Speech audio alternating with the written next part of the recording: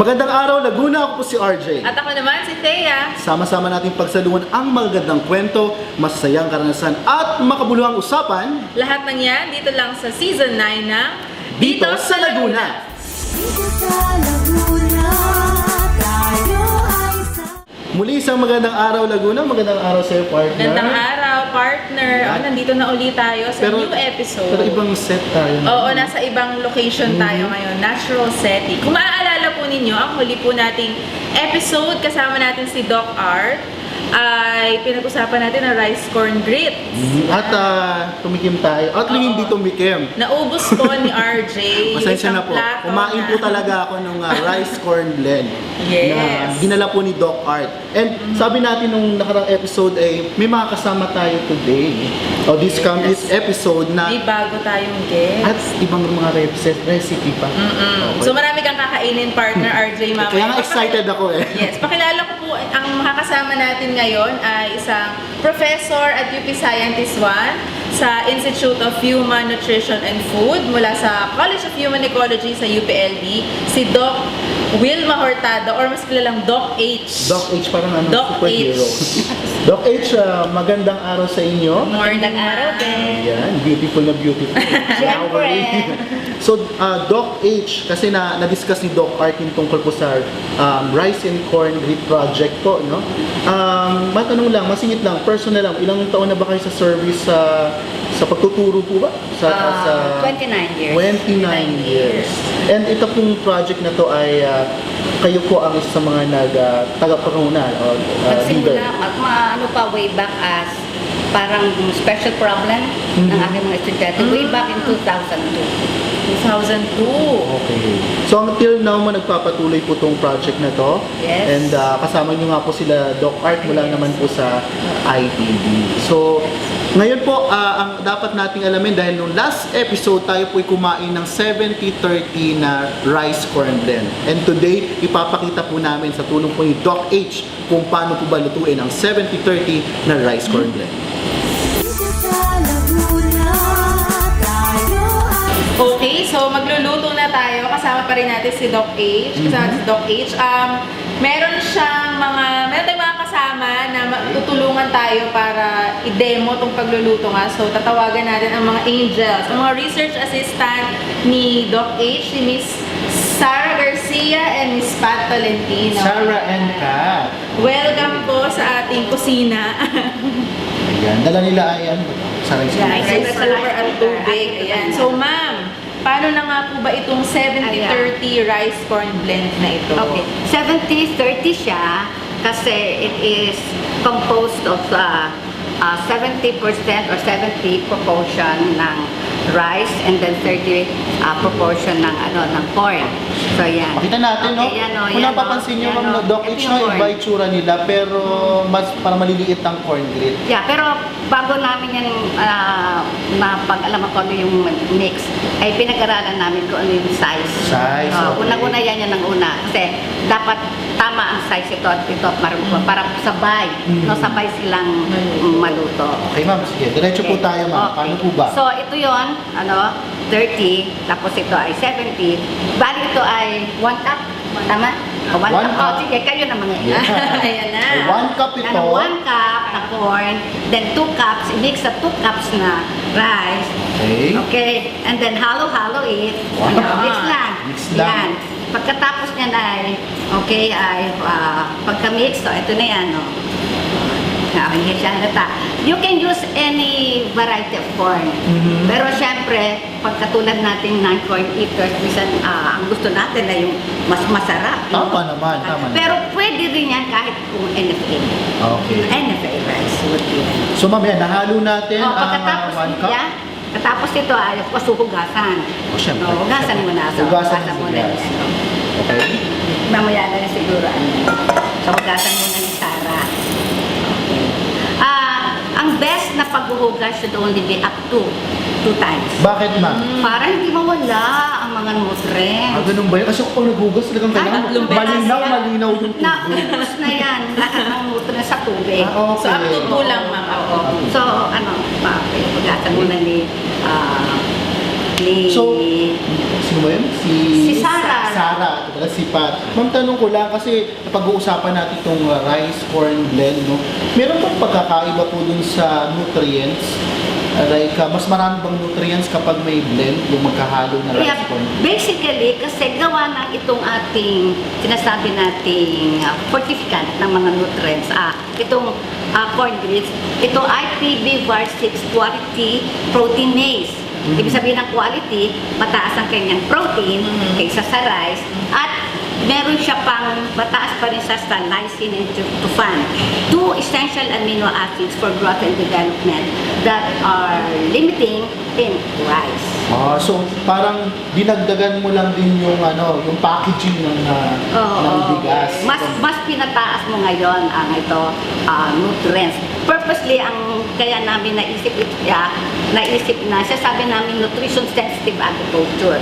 Mag-produce sila ng mga pagkain na matataas sa masustansya to solve our protein energy as well as our micronutrient Kasi nga yung mga deficiencies. Pinoy partner, hindi talaga, ikaw mahilig ka ba sa mais? Oo. Kasi ako talaga, Ikaw hindi. ako mahilig Non-corn sa eater ka. Pero na-try ko po talaga itong sa episode ko ni Doc Art, so binigyan niya kami ng ganyan. Yes. Talaga naubos na Naubos namin. niya po. Hindi mo kasi mararamdaman sa mga nanonood sa atin sa DSL, hindi mo mararamdaman na may lasang mais ba or what.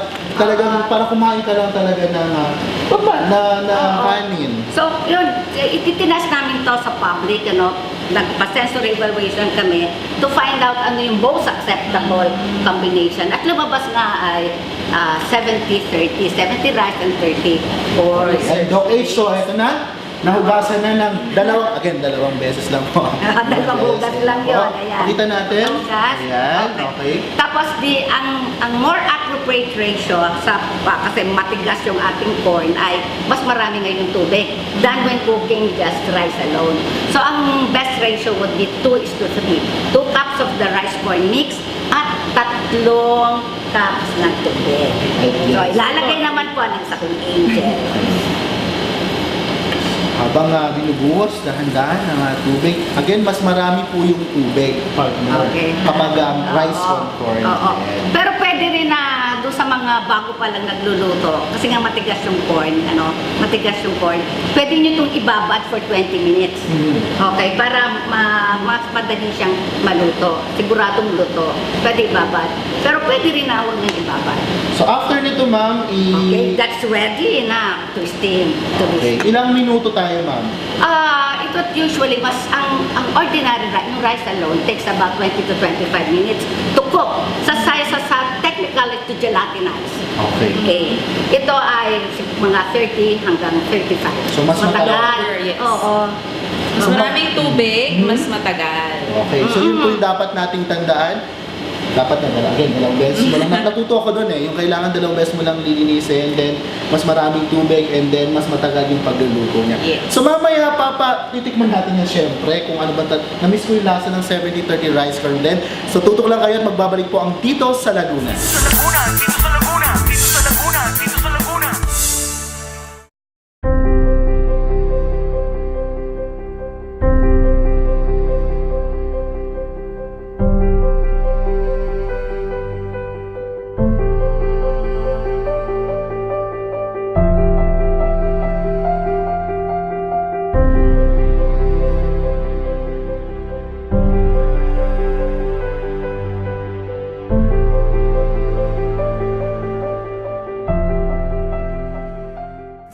Dito sa Laguna, tayo ay At nagbabalik po andito sa Laguna. Kasama ko ulit si partner RJ, si Dr. Wilma Hurtado or Doc H, at ang kanyang mga research assistants. Sama ka na ba doon, partner? Oo, bagong research Iniwan mo na assistant ako. na ako ni Ma'am with Miss Sarah and Miss Pat. Ayan. So ngayon, kanina rice corn blend 70-30 kung paano lulutuin. Ngayon, RJ, ano bang gagawin natin ngayon? Well, ang nakikita ko ay makulay, ang buhay.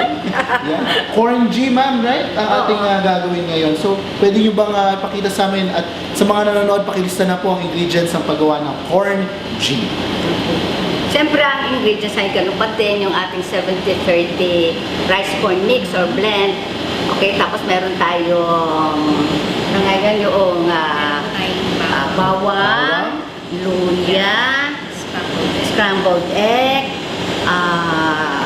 carrots, onion spring, at pampalasa, patis.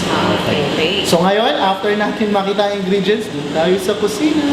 Sa Laguna, dito sa Laguna. Okay partner, lutuan portion na tayo. Kitang-kita naman natin, may kaserola na. Doc H, corn G. Paano po ba iluto ang corn G? Okay, so ang una ay dapat igigisa natin yung Igigisa. bawang. Bawang. Pero dapat kasi alam nyo, ang pamamaraan para masarap pagluluto ay yung tamang manipulation. So, hindi basta pag nilagyan ng oil, lagay ka agad. Dapat itinay muna. Pag medyo mainit-init na siya, saka ilagay. Para hindi ba Mainit na ba? Mainit na ba? Hindi na. Oo, kunyari. Sa mga sa mga nag-aasawa dyan, Tamang tandaan niyo yan. manipulation. Isa nag-aasawa na. Oo, sige. Mga naman- nagluluto. Yan. Oh, yeah. Tamang manipulation. So, yan. Tamang mainit ka na natin. Okay, so medyo papabrownin natin. Yes. Para masarap. Habang ginigisa ang ating mabango yan eh. Tapos yung bawang dapat ay ating i-chop. No? Chop yung ating bawang. Okay. Okay. After ng Pagkatapos bawang, ay lalagay naman si luya. luya. Luya ay kailangan para di ba? Ano bang ginagawa ng luya? Pampalasa. Papalasa. Pampatanggal ng yan paminsan. Ng ano daw? Hindi, pampaganda ng boses. Boses. Ayan. Para sa iyo, partner. Sa ubo. Ayan, sila sa akin. So yan. So, gigisa, saute. Okay. Okay, after ng we have may bawang Luya. Okay, ay lalagay naman ng tubig. Tubig. Gano'ng Ang karaming tubig ay pwede magsimula ng 7 cups. 7 cups. Ang ating iluluto na corn mix ay ilan? 1 cup. So parang ratio ng 1:7 para hindi dagdag bawas. Yung gano'n ma'am, ilang serving yun? Pito rin. Ito. 7 cups of So water. akin yung 1, 2, 3. Ako ulit yung 7. Tayo lang talaga yung makain. Okay. Okay. Yan. So habang So, hintay natin ngayon itong hindi na, wag na. Pwede na palang isama kaagad yung 70-30. 70-30. Oo. So hindi malilito kasi yung sa rice corn blend natin kanina sinaing, yun din 70-30. Oo, yung kaya Ganun hindi din. malilito. Yan. Nahugasan na yan ni Miss Sarah. Dahil ginawa kasi namin ay binabad para mas Binabad mabilis. na po siya. Binabad lang yan. Yung talagang ating keyword, 70-30. Yes. 70-30 dati. Pero ano sa totoo, pwede rin ang 60-40. Depende kung ano yung magugustuhan ninyong blend. Pero So, pwede na generally, sila mag-try ng yeah, iba-iba. sa public kasi, yung pinakaraming may gusto ay yung 70-30. 70-30. Ma'am, may side effect ba yung kunyari ba yung cornbread na puro? Yung yun ang luluto mo lang? Mas magaling nga yun. Okay. Nasubukan na namin yung puro. Kaya Kaya lang, lang? kasi, alam mo tayo minsan yung ating food behavior. Pag sinabing mais ay parang, wow, parang less, ba siya, yung quality ng food. Hindi nila alam na itong Mas ating na-develop na healthy IPB yun. VAR6 ay mas healthy. Yun yung Saka, QPM. yeah, QPM variety. Quality protein rich. So, minsan sa perception na lang pala yun, no? Oo. Na babaguhin mo. Pero mas healthy actually Oo. ang... Kaya nagsisimula kami sa 70-30 kasi yun ang for Unti-unti, non-corn eaters. unti-unti. Oo. Pero nung kami naglibot-libot sa Pilipinas ay kahit 100% yan, hindi problema. Sa mga Corn eaters. ang sanay na. So pwede ka. Na-try mo na ba? Na-try ko yan mamaya. Pero okay na ako sa 70. So, ma'am, pag yan ay na kumulo na, luto na, pwede na natin ilagay yung Panasa. patis. Hindi naman masamang gumamit ng patis. Kung ayaw natin ng patis, pwede rin ng asin. Pwede rin na yung sinasabi natin. Hindi naman, Seasoning. hindi yun Seasoning. masama. Basta huwag doon gagamit ng sobra. okay ma'am. So after na, Yan. So, ilalagay ng lahat natin yung ingredients. ito pa yung mga natira nating ingredients. Oo, Ano yan? ingredients. Yan. Carrots. Makulay talaga ang ating Ayan, corn. RJ, try mo yan sa bahay, Pakainin mo ang iyong pamilya. Mahilig akong kumain. Actually, ito Hindi, ikaw yung lang. Kumain lang, di magluto. marami naman kami na-develop na recipes, pero ito yung aming kumbaga bestseller. Iba pag pupunta tayo sa restaurant, ang daming mga recipes doon, tatanong na ay, Anong bestseller? Ano ba yung bestseller nyo? Ang corn ang bestseller. Doon meron kami na-develop na energy bar. Ay, Bestseller gusto ko yan. din namin Energy yun. bar. Energy bar. Partner, balita ko may feeding program ba? Yeah, mayroon. Partner project. May feeding program daw po kayo na para aralin yung mas malalim yung ito nga po. Yung effect, oo. Kasi ang gusto namin patunayan ay you incorporate corn doon sa ating rice, at least even at 70-30, Yes. ay pwede itong malutas ang problema ng malnutrisyon. Lalo na yung pagiging payat, pagiging kulang sa timbang, ayon sa kanyang edad, kulang, lalo na yung kanyang taas, kulang sa kanyang, batay sa kanyang edad. Okay. Yun ang sinasabi nating punggo. Okay po. So hopefully sana kung ito yung ang rice corn blend ay maging part ng ating diet, ay tumaas kasi nga high quality protein. Ma-address yung Meron siyang concern. lysine and tryptophan. Ano yun, ma'am? Ano sinabi niyo? Lysine and tryptophan. Diba remember sa biology that two of the essential amino acids. Po. Anong nagagawa nun, ma'am? Yung lysine kasi, di ba essential amino acids, ito yung pag sinama mo pa sa isang amino acid na arginine, ito yung nakakapag-activate ng sinasabi natin growth hormone. Growth hormone. Growth sa pangpatangkad. Ngayon, ang sabi 38 out of 100 adolescents, yung age 13 to 19, ay punggo. Just imagine ko ang mga Pilipinos, susunod na generation ay mga punggo. Ay, di ba? Hindi ito magandang senyales para sa development. Siguro ma'am, mamaya tatalakayin natin yan habang kumakain. Mas laki pag-usapan. So ilang minuto ito, ma'am? Ilang Oo, minuto? mga 30 hanggang 35. Tamang-tama po. Tamang-tama. So sa mga nakikinig at nanonood sa atin, magbabalik po tayo dito sa Laguna. Dito sa Laguna, dito sa Laguna, dito sa Laguna, dito sa Laguna. Guys, mag-isa na naman sa bahay.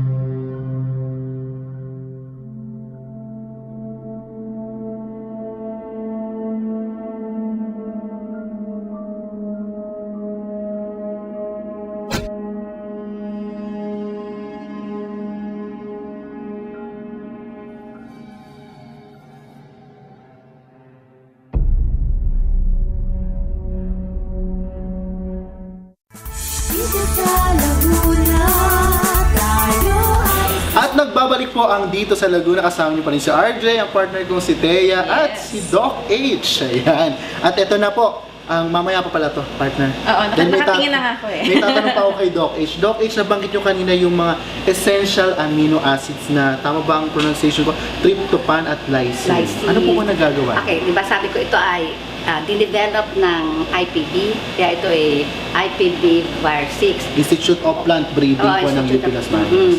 Kaya yung VAR6 ito ay tinatawag na QPM, Quality Proteinase. Bakit Quality Proteinase? Kasi nga, when compared with just eating rice alone, pag kumain ka nitong IPB VAR6, meron siyang mas mataas ang kanyang protein. Tapos quality pa siya kasi meron siyang tinatawag na essential amino acids, yung ang lysine at tryptophan na limiting sa rice. Okay. So parang yung rice na mas healthy. Yun lang. Basically. Yes. Oo. Version ng rice.